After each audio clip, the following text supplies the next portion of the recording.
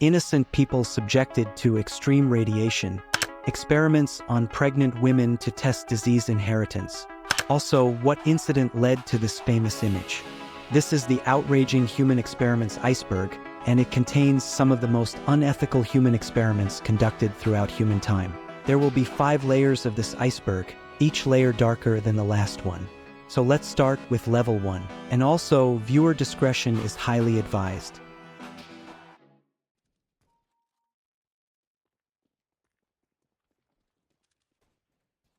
After World War II, dental health was a significant public health concern in Sweden, with high rates of tooth decay among the population. The Swedish government, along with the dental community, wanted to better understand the relationship between sugar consumption and the development of cavities.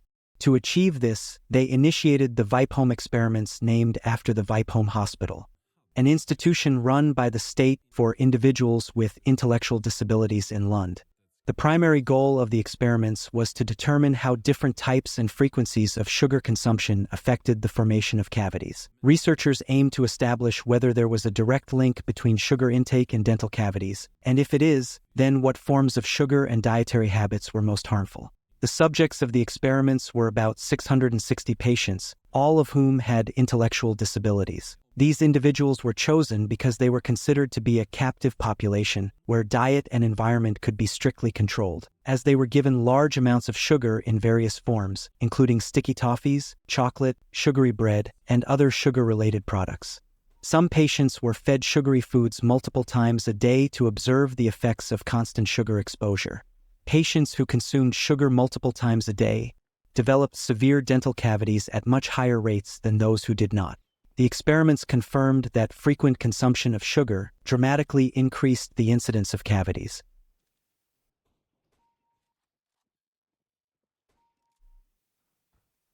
The Stanford Prison Experiment was a psychological experiment conducted in August 1971. It was a 2-week simulation of a prison environment that examined the effects of situational variables on participants' reactions and behaviors. Stanford University psychologist Professor Philip Zimbardo led the research team who administered the study. Designed to study the psychological effects of perceived power, the experiment quickly spiraled out of control, demonstrating the dark side of human nature when given unchecked authority. Participants were recruited from the local community with an ad in the newspapers offering $15 per day, only to male students who wanted to participate in a so-called psychological study of prison life. 24 male college students who were deemed physically and mentally healthy were selected for the experiment. The experiment resembled a real-life video game. The participants were randomly assigned to be either guards or prisoners. Once inside this controlled setting, they were free to act out their roles without any real-world consequences. This created an artificial but immersive scenario where the participants' behavior could be observed, much like characters in a video game.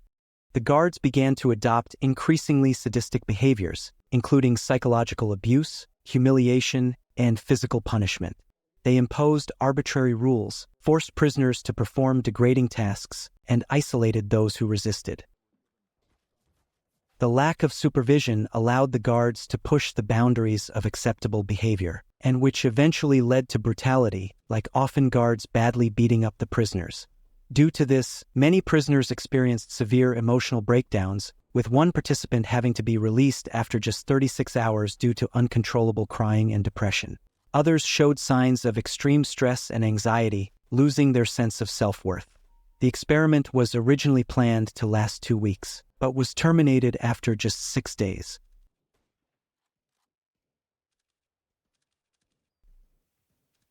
The Milgram experiment was conducted by psychologist Stanley Milgram in 1961, is one of the most famous studies in the history of psychology. The experiment was designed to explore the extent to which individuals would obey authority figures, even when involved inflicting harm on others. The experiment was set against the backdrop of the trial of Adolf Eichmann, a Nazi war criminal. Milgram was particularly interested in the obedience to authority, defense often used by those accused of war crimes. The participants were a diverse group, including professionals, workers, and even a few blue-collar employees. 40 male participants were introduced to an actor. The participants was assigned the role of the teacher, while the actor was assigned the role of the learner. The learner was strapped into a chair, connected to a fake electric shock machine. The teacher, who was the real participant, was seated in front of this machine, which had switches labeled with increasing voltage levels, ranging from 15 volts, slight shock, to 450 volts, severe shock. The teacher was instructed to read a series of word pairs to the learner, and then test their memory by asking them to recall the correct word pair. If the learner gave an incorrect answer, the teacher was instructed to administer an electric shock, starting at the lowest voltage and increasing the intensity with each wrong answer. In reality, the learner was not receiving any shocks. The actor would deliberately give wrong answers and pretend to be in pain, crying out and begging for the experiment to stop as the shocks increased in intensity. The teacher, unaware of the deception, believed the shocks were real, and often resulted in people either giving up the experiment to save the faulty learner, or even going up to extreme voltages to let the learner suffer. The emotional distress caused to participants and the deceptive nature of the study led to widespread criticism and backlash, to eventually shut down.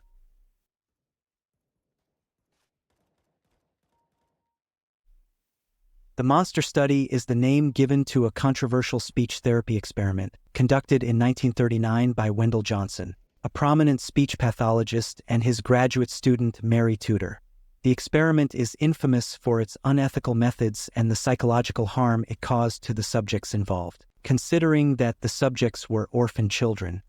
Wendell Johnson was a leading figure in the study of stuttering, and he hypothesized that stuttering could be induced or exacerbated by labeling children as stutterers. To test this theory, Johnson devised an experiment to observe the effects of negative speech therapy on children, particularly focusing on whether they would develop stuttering or speech impediments if they were told that they had speech issues, or in other words, scold them for their speech issues. 22 orphan children, aged 5 to 15, were divided into two groups, one that received positive speech therapy, where they were praised for their fluency, and one that received negative speech therapy, where they were told they had speech problems and were criticized for their speech, and their speech was criticized and corrected harshly. The idea was to see if this negative reinforcement could induce stuttering or worsen their speech. The outcomes were shocking. Several children in the negative group developed speech issues and self-esteem problems that persisted long after the experiment ended. Some children who previously had no speech problems began to stutter or became excessively self-conscious about their speech.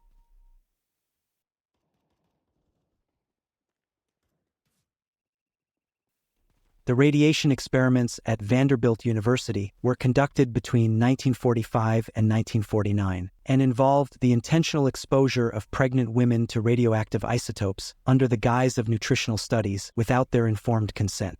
The study was part of broader efforts during and after World War II to explore the effects of radiation on human health, motivated by the military's interest in the potential uses of radioactive materials, involving approximately 829 pregnant women who were receiving prenatal care at the Vanderbilt University-affiliated clinic. These women were mostly from low-income backgrounds. The researchers administered a radioactive isotope of iron-59 to the pregnant women. They were told that the substance was a nutritional supplement to help improve the health of their unborn babies. However, the real purpose was to study how the iron was absorbed and metabolized in their bodies. Some of the women who participated in the study later developed serious health problems, including cancer and leukemia. The radioactive iron was absorbed by their bodies and caused genetic damage. The unborn children who were exposed to radiation in uterus also suffered major consequences. It is known that at least 7 of the children born to the women who participated in the study died of cancer. In addition, many of the women and other children suffered from serious health problems. Some of the victims and their families filed lawsuits against the university and the federal government due to public outrage, leading to settlements and financial compensation for those affected.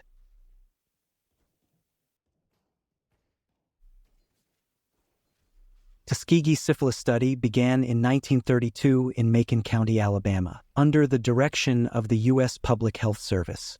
The primary objective was to study the natural progression of untreated syphilis in African American men.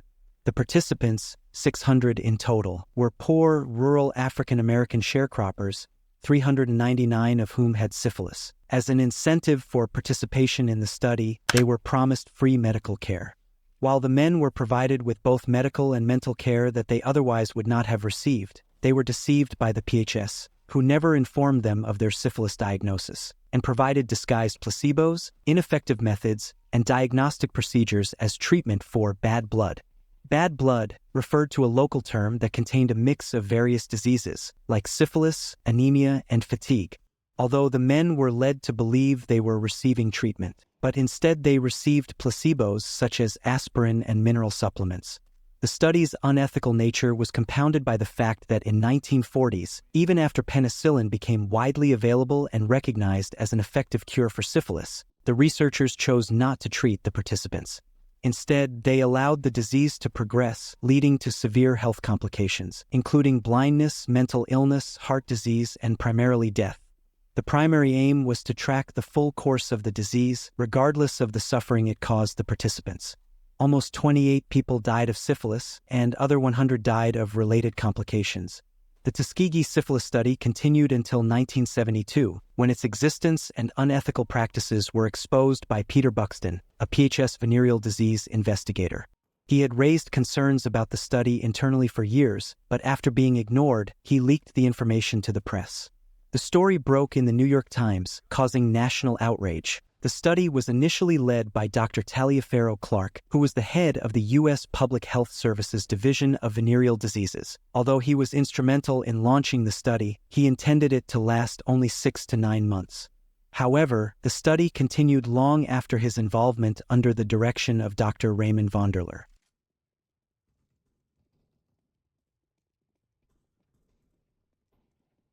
The Aversion Project was a medical torture program in South Africa, led by Aubrey Levin during the apartheid. The project identified gay soldiers and conscripts who used drugs in the South African Defense Forces. Victims were forced to submit to curing their homosexuality because the defense forces considered homosexuality to be subversive, and those who were homosexual were subject to punishment.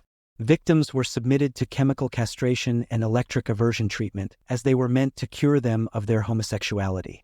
This trend was supported by psychiatrists who believed homosexuals were mentally ill.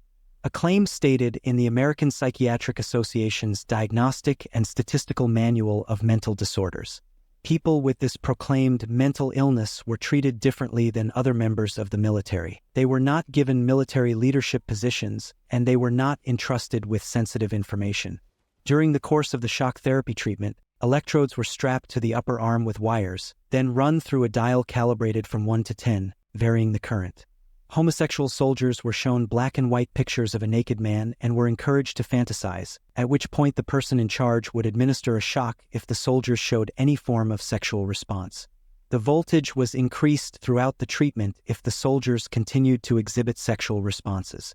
The patient would then be shown a colored picture of a woman, which was supposed to stimulate arousal. As a result of these failures, and due to the lack of scientific evidence to prove that these procedures have the ability to alter sexuality, these practices began declining in frequency during the 1970s, when treatment for homosexual soldiers was no longer supported by the field of mental health. Consequently, the definition of homosexuals as mentally ill was removed from the American Psychiatric Association's manual in 1973, and the treatment was left behind.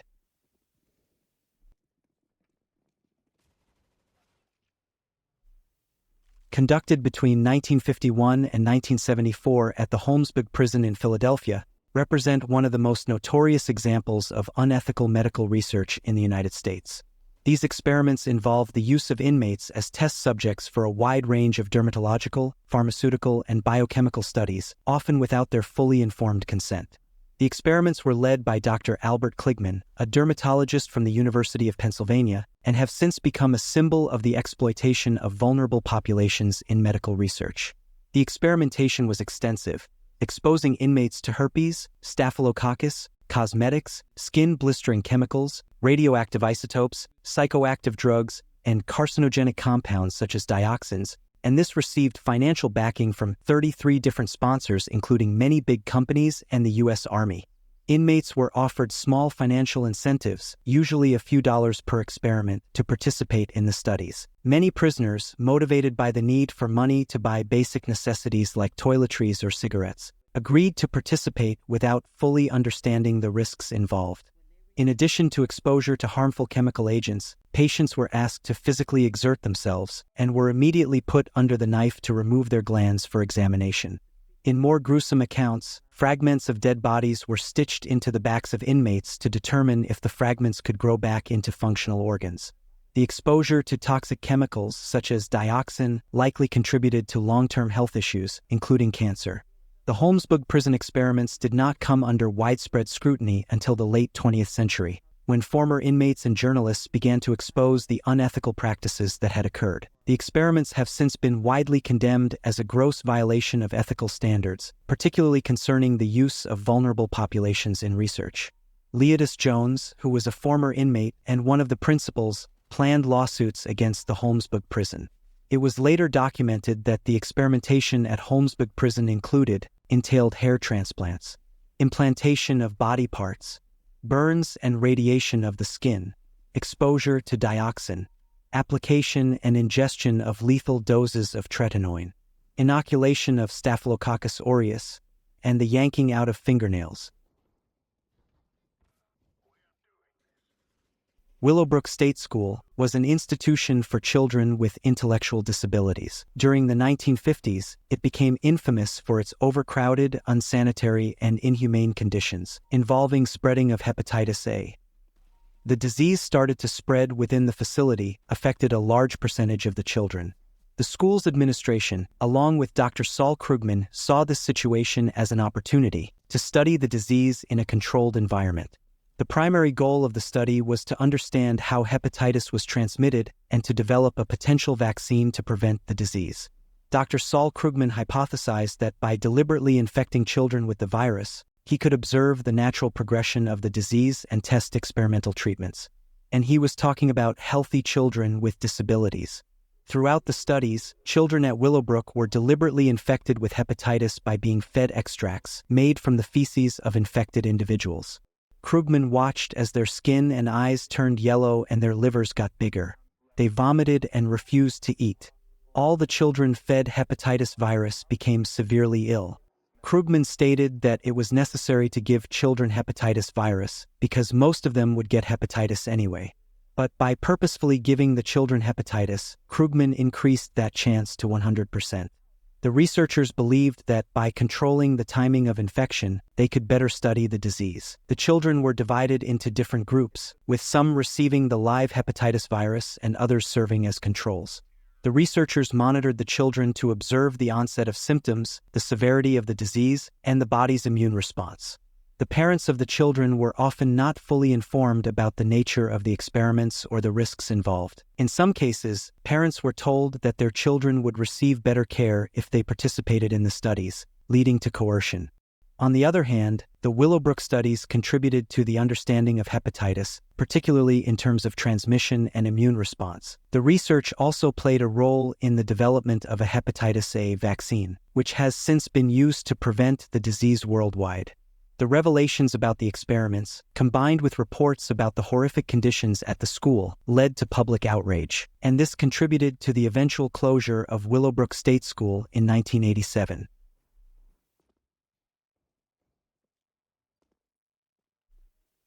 The Chinese mind control experiments on children to combat online video game addiction have been the subject of widespread concern and debate. These efforts were part of China's broader campaign to control and mitigate what the government views as the negative impacts of excessive video gaming among youth.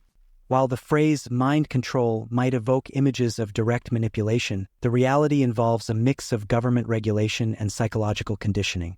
Video game addiction, particularly among children and young adults, has been a growing concern in China.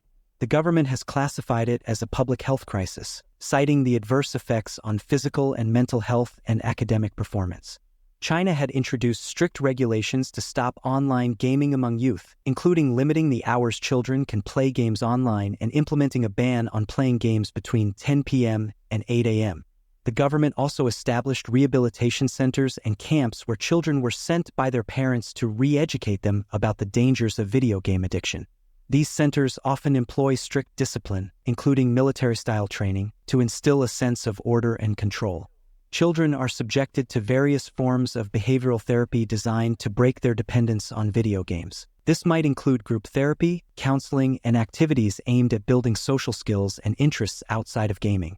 The things took a dark turn when there were reports of some institutions using electroconvulsive therapy, ECT, as a treatment for video game addiction. This controversial method involves applying electric shocks to the brain to produce changes in mood and behavior.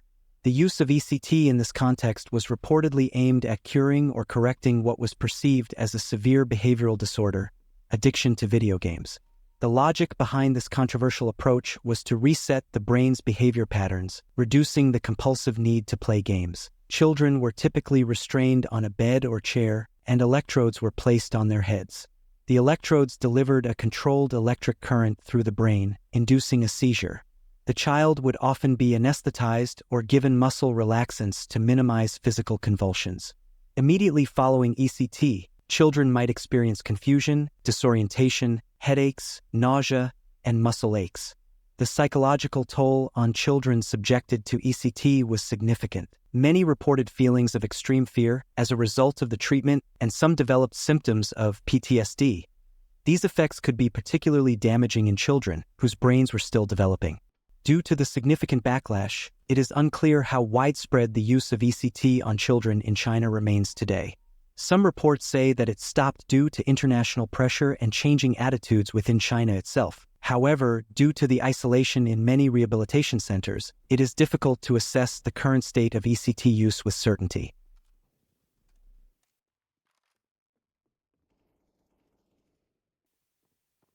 Project MKUltra was an illegal human experiments program designed and undertaken by the U.S. Central Intelligence Agency in 1953. To develop procedures and identify drugs that could be used during interrogations to weaken individuals, and force confessions through brainwashing and psychological torture. It was part of a larger program aimed at developing methods of mind control to gain an advantage during the Cold War.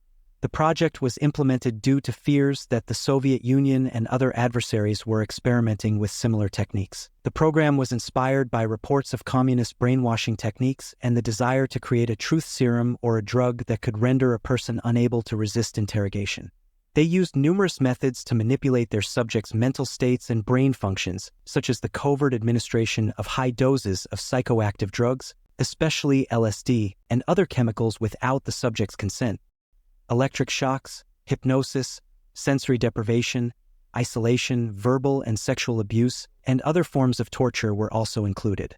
The methods employed under MKUltra were brutal and unethical. The organization conducted experiments in more than 80 institutions, including universities, hospitals, prisons, and even private businesses, capturing anyone in their sights.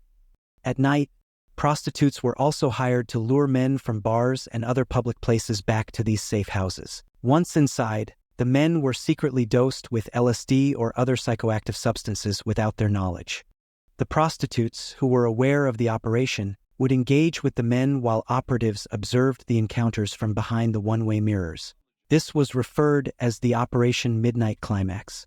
While the precise number of deaths directly attributed to MKUltra remains unknown, it is believed that several people lost their lives or were driven to suicide due to the extreme nature of the experiments. The most famous case is Frank Olson's death. In November 1953, Olson attended a retreat with several other scientists and was secretly given LSD without his knowledge. This was part of an experiment to observe the effects of the drug. Olson began to experience severe psychological distress and became unstable. Just 9 days after being secretly dosed with LSD, Frank Olson fell to his death from the 13th floor of the Statler Hotel in New York City. Unlike Olson, other people also suffered tragic fates. In addition to those who died, countless others were left with severe psychological damage, some of which was permanent. The project was ultimately shut down in 1973, but not before leaving a trail of devastation and ruined lives in its wake. The full extent of the program may never be known, as many documents were destroyed in 1973 to prevent public scrutiny.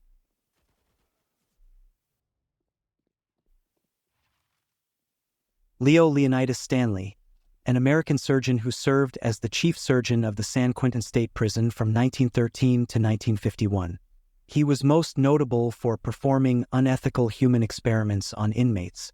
Quentin State Prison was one of the oldest and most infamous prisons in California and was home to thousands of inmates, many of whom were serving long sentences under harsh conditions.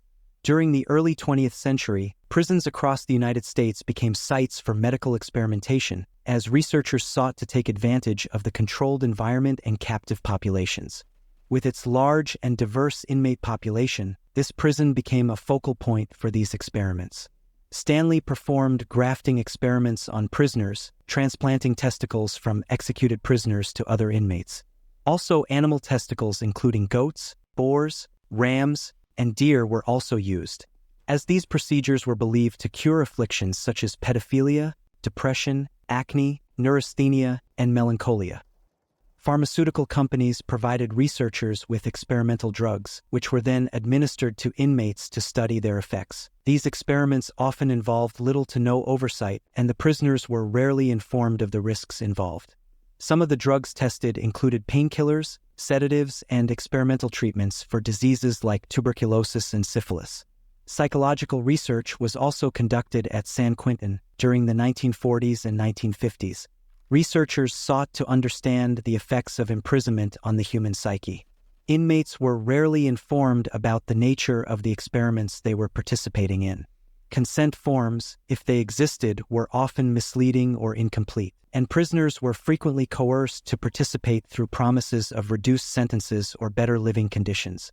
Besides these horrible experiments, there were a few notable incidents. Like during the tuberculosis outbreak, inmates were used to test experimental treatments, including a vaccine that had not yet been approved for use in humans.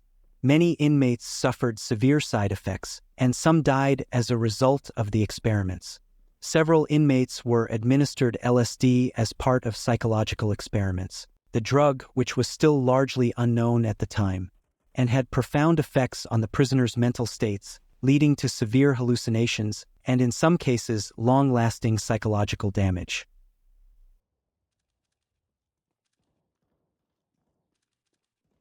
The use of human fetal tissue in scientific research began during the 1960s. Researchers recognized the potential of fetal tissue to contribute to the understanding and treatment of various diseases, leading to its use in a wide range of studies. However, the practice has been controversial due to ethical concerns surrounding that most fetal tissue used in research comes from elective abortions, raising concerns about consent. As during the 1960s, the process for obtaining consent from women undergoing abortions was not as correct as it is today. In many cases, at those times, women were not fully informed about how the fetal tissue would be used, raising concerns about the violation of women who provide the tissue and the fetuses themselves. Although it contributed to advancements in transplantation medicine in many ways, one of them is the treatment for conditions such as Parkinson's disease, where they are transplanted into the brain to replace damaged cells.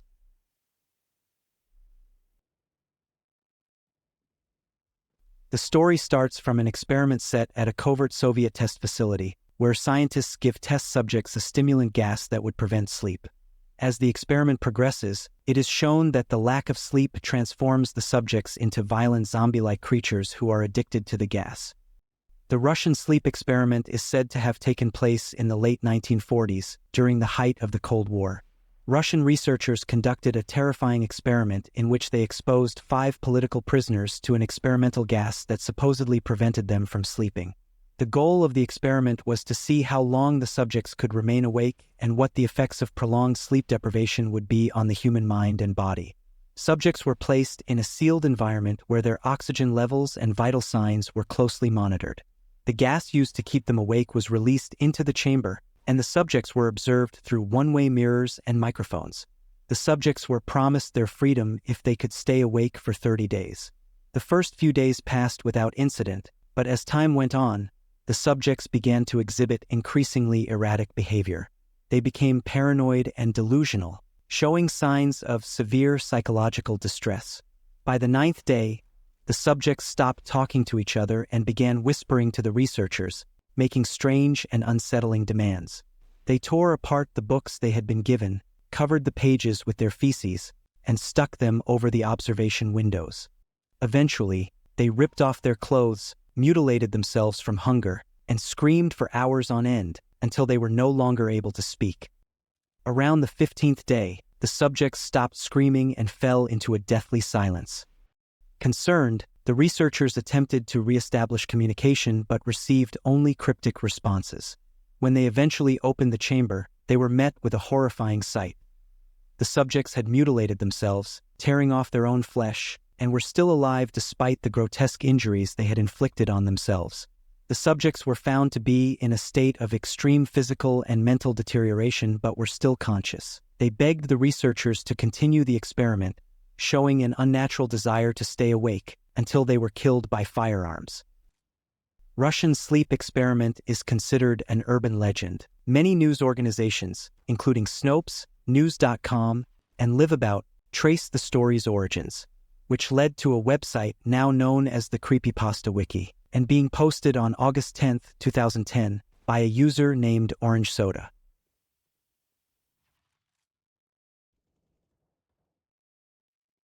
The British government conducted nuclear tests at Maralinga and Emu Field in South Australia between 1953 and 1963. These experiments were conducted on Aboriginal Australians with the cooperation of the Australian government. Aboriginal Australians were related to those people who were already inhabitants of mainland Australia. Particularly, two communities lived in the areas affected by these tests and were exposed to dangerous levels of radiation due to the nuclear fallout. The medical practices conducted on Aboriginal Australians were driven by a combination of racism, scientific curiosity, and governmental policies, resulting in significant loss to Indigenous communities. On the other side, the exposure of radiation led to numerous health problems, including cancer, blindness, skin diseases, and other radiation-related illnesses. The full extent of the health impacts is still not entirely known, but the tests undoubtedly caused severe suffering and loss of life among the Aboriginal communities. Medical researches were also conducted on Aboriginal Australians without their consent. These experiments included the testing of vaccines, drugs, and medical procedures. When European settlers arrived in Australia in the 18th century, they brought with them diseases that had devastating effects on the Indigenous populations. Aboriginal Australians had lived in isolation from the rest of the world for thousands of years and had no immunity to many of these foreign diseases.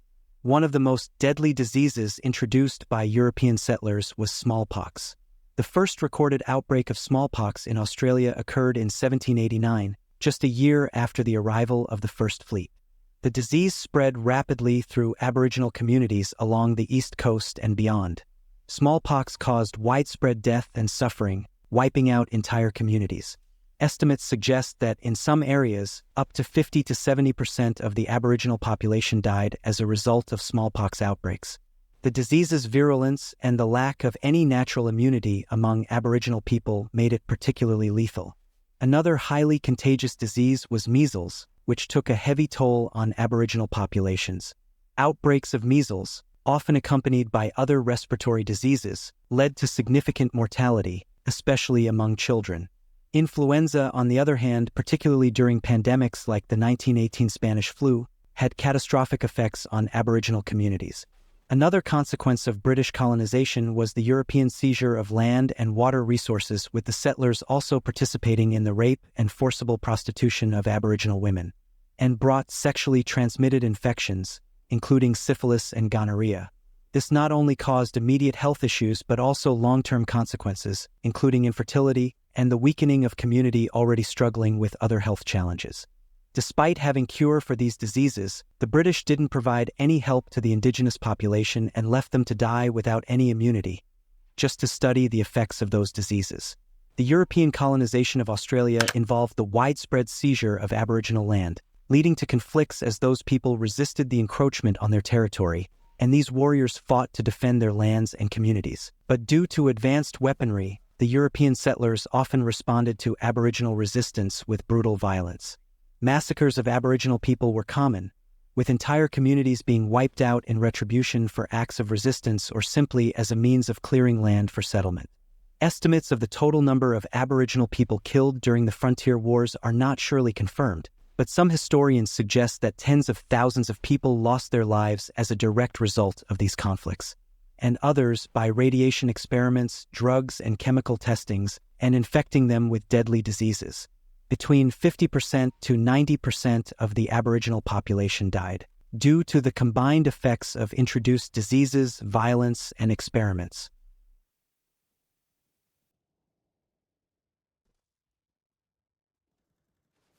Soviet Poison Laboratory, often referred to as Laboratory 1, Laboratory 12, or the Chimera, meaning chamber in Russian, was a covert Soviet research facility dedicated to developing and testing poisons for use in assassinations and other covert operations. Operated by Soviet intelligence agencies including the Cheka, NKVD, and later the KGB. The laboratory played a key role in the regime's efforts to eliminate political enemies and dissidents in exchange for the cost of human life. The primary mission of the laboratory was to develop an undetectable poison that could be administered in a variety of ways. Through food, drink, clothing, or even the environment. The poisons were designed to either kill quickly or slowly, depending on the needs of the mission.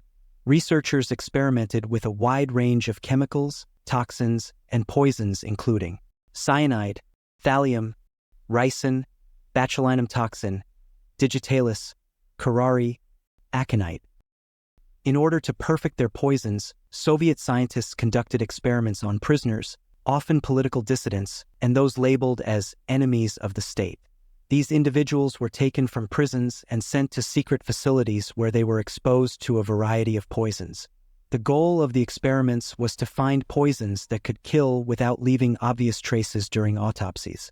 Researchers meticulously recorded the effects of various poisons on human subjects, documenting how long it took for them to die. The symptoms they exhibited were recorded and focused on whether or not the poison could be detected after death. Prisoners were often administered poisons via food and drink to simulate real-world assassination scenarios. In some cases, the poison would act immediately, causing death within minutes or hours, while in others, the effects would be delayed, leading to slow, agonizing deaths. The laboratory sought to develop poisons that could mimic natural causes of death, such as heart attacks, strokes, or illness, so that the deaths of targeted individuals would not raise suspicion. Targets included political dissidents, foreign agents, and defectors, both inside and outside of the Soviet Union. Notable assassinations linked to the poison laboratory include the suspected poisoning of Soviet defector and writer Lev Verbet in 1957, and Ukrainian nationalist leader Stepan Bandera in 1959, both of whom were killed with poisons believed to have been developed in the lab. One of the most infamous figures associated with the poison laboratory was Dr. Grigory Marinovsky, a Soviet biochemist who ran the lab from the 1930s into the early 1950s.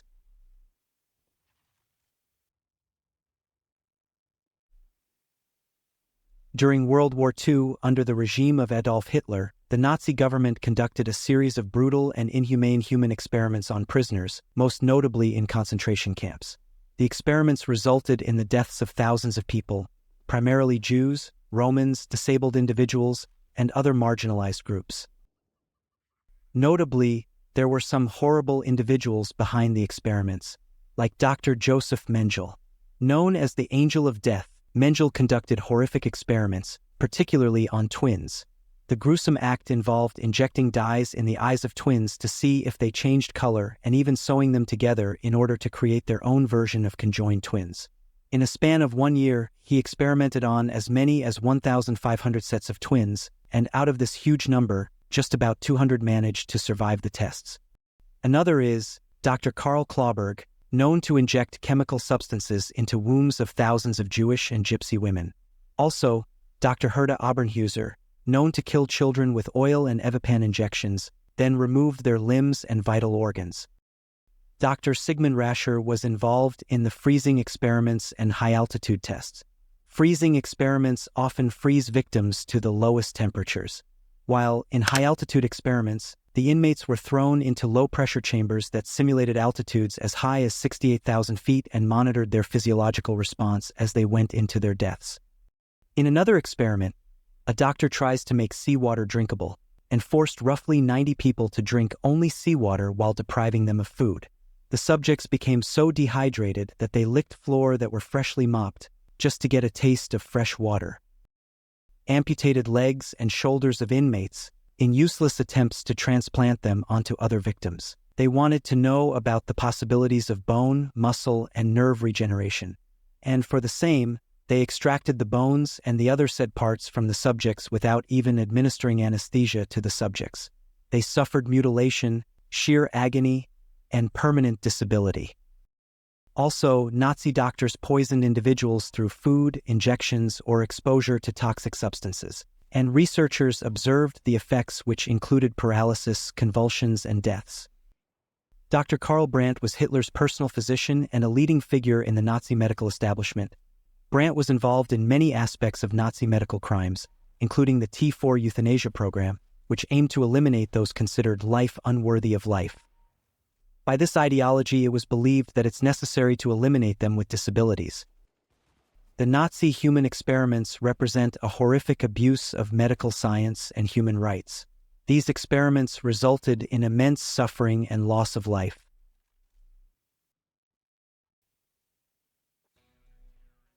Unit 731 was a covert biological and chemical warfare research and development unit of the Imperial Japanese Army that engaged in horrific human experimentation during World War II.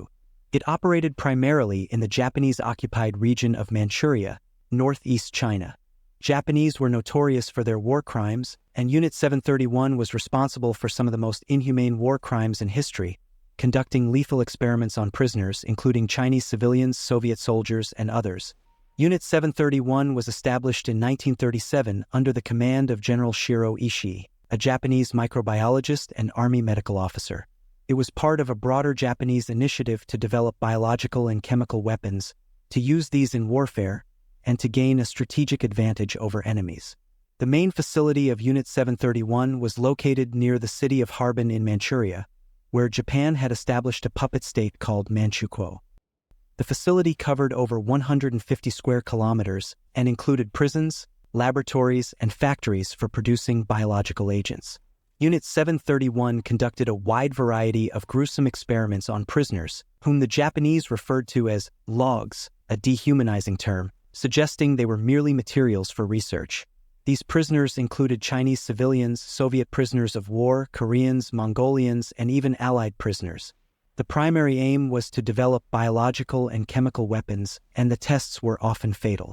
The military police and the Special Services Agency were responsible for finding victims to be test subjects for the unit, while a group of physicians was responsible for maintaining healthy victims and dispatching them for experimentation. The Togo unit employed gruesome tactics to secure specimens for selected body organs. If Ishii or one of his co-workers wished to do research on a human brain, they would order the guards to find them a useful sample. A prisoner would be taken from his cell. Guards would hold him while another guard would smash the victim's head open with an axe. His brain would be extracted by the pathologist. Mean to say that any form of killings were common and usual. Thousands of men, women, children, and infants at prisoner of war camps were subjected to vivisection.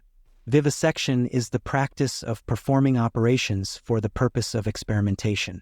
They removed their body organs like the liver, heart, brain, blood vessels, and many more, just to check the effects of diseases on their bodies. These operations were often performed without anesthesia and were usually lethal. Those who didn't die from infections were murdered for autopsy analysis. After human experimentations, researchers commonly used either potassium cyanide or chloroform to kill survivors. In Unit 731, researchers also tested biological weapons, such as releasing plague-infected fleas on victims. The unit had approximately 4,500 flea incubators, each capable of producing at least 45 kilograms of fleas per cycle. They were spread by low-flying airplanes over Chinese cities. The spreading also included biochemical weapons and bacteria, which killed approximately 500,000 people. Other experiments included weapons testing, as human targets were used to test grenades, flamethrowers, and chemical weapons. Frostbite testing, which included freezing the victims to study the effects. And rape and sex experiments. I don't have to explain this. Some of the known war criminals who were behind these experiments were Shiro Ishii, Ryoichi Nato, Yoshimura Hisato, and the list goes on and on.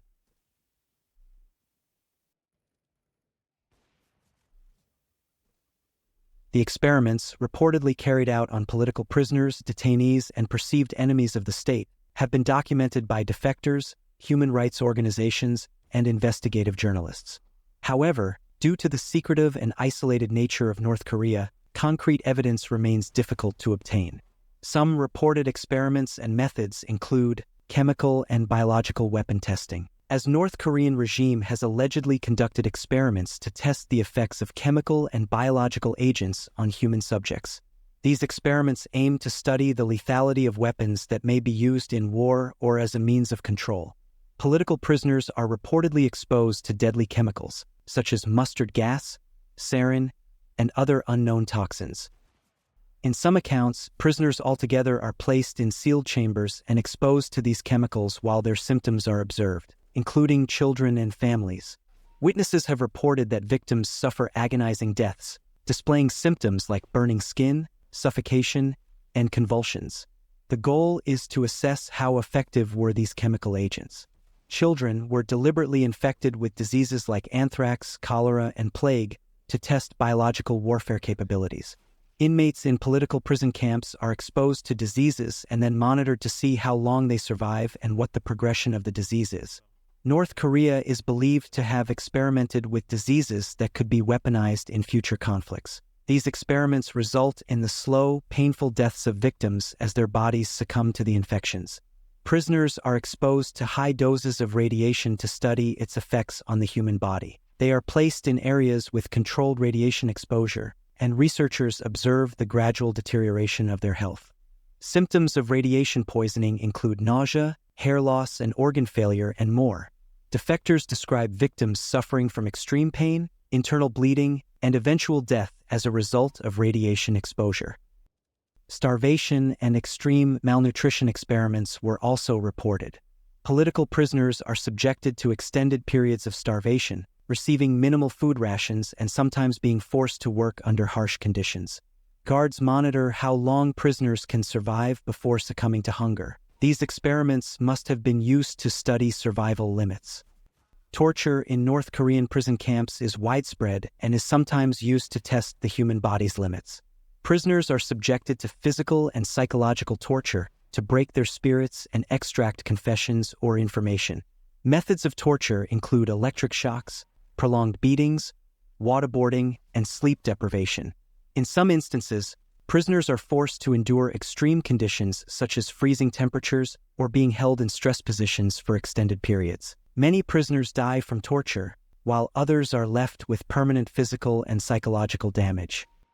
But who are the victims? It is reported that the primary victims of these experiments are political prisoners held in North Korea's notorious gulags, known as Kwanliso labor camps.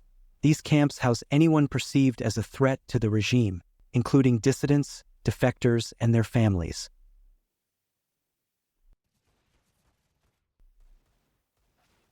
The smallpox blanket experiment, 1763, is one of the earliest recorded instances of biological warfare and is tied to the brutal colonial history in North America, specifically during the conflict between European settlers and Native American populations. The incident is most commonly associated with the British military during Pontiac's Rebellion in 1763, where smallpox-infected blankets were deliberately given to Native Americans in an attempt to spread the deadly disease, which was smallpox. British military officers and traders discussed the possibility of using smallpox as a weapon against the Native Americans. The plan was to deliberately spread smallpox, a highly contagious and often deadly disease, among the native populations who had no immunity to European diseases, unlike European colonists who had been exposed to it for centuries. Smallpox was highly transmissible through direct contact with the skin or contaminated items. Smallpox-infected blankets were likely successful in spreading the disease among the Native American tribes surrounding Fort Pitt. The disease wiped out entire communities, killing upwards of 90% of some Native American populations. The death rate became unimaginably high, as the disease caused sufferings, high fevers, and painful sores leading to death. General Jeffrey Amherst, the commander-in-chief of the British forces in North America, is often implicated in the use of smallpox as a biological weapon. Historical records show that Amherst corresponded with his subordinates, including Colonel Henry Bouquet, about using smallpox to eliminate the Native American resistance. In a letter dated July 16, 1763, Amherst suggested that smallpox could be used to extirpate this execrable race. Bouquet responded favorably to this suggestion, indicating that he would try to use infected blankets to spread the disease. The use of smallpox-infected blankets is one of the most infamous examples of colonial violence against indigenous populations. It underscores the extreme measures colonial powers were willing to take to assert control over land and resources, including the use of biological warfare.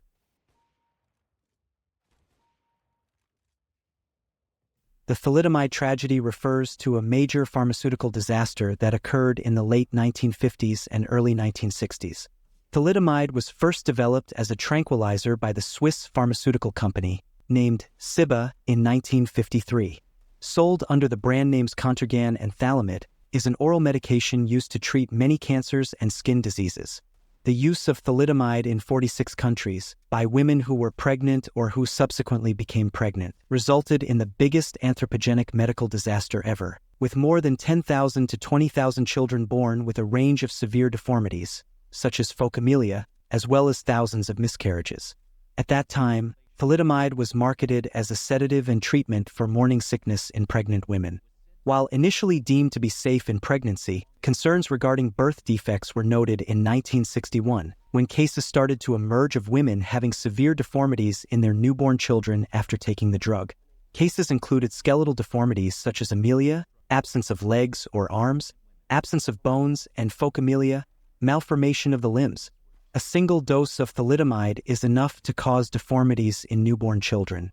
As I told earlier, the total number of infants severely harmed by thalidomide use during pregnancy is estimated at over 10,000 to 20,000, but 40% of them died around the time of birth, and those who survived had limb, eye, urinary tract, and heart problems. Thalidomide was sold under various brand names, especially in Europe, Canada, Australia, and Japan, but its initial entry into the U.S. market was prevented by Francis Kelsey, a reviewer at the FDA. In 1954, after 1 year, Ciba abandoned the product, and it was acquired by German pharmaceutical company Chemie Grünenthal. This company was established by Hermann Wirtz, a Nazi Party member after World War II, as a subsidiary of the families Maurer and Wirtz Company. The company's initial aim was to develop antibiotics for which there was an urgent market need. As himself a Nazi Party member, Wirtz hired chemists, medical doctors, and medical officers who were war criminals from the Nazi concentration camps, and were used to perform human experiments during World War II. Company Chemie Grünenthal and its members faced criminal trial due to their actions for not stopping the drug after knowing its side effects. The company paid billions of dollars to those affected, and soon they ran out of money, after which the government offered stipends to the affected people. As of now, there are between 5,000 and 6,000 people still living with thalidomide-related birth defects. Thanks for watching, guys. This was my first video. I'd really appreciate the support. Give a like if you enjoyed. And once again, thank you so much.